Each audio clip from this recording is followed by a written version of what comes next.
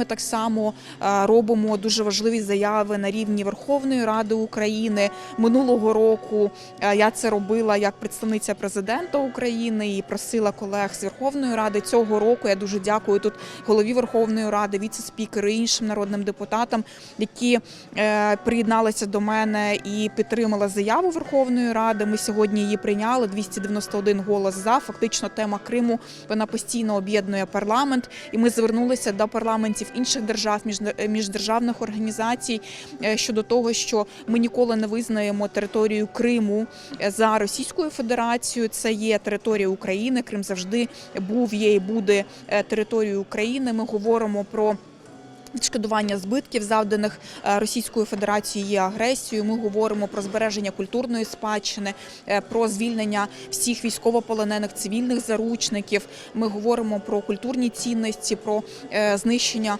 екології України в Криму. І тому це теж дуже важливо.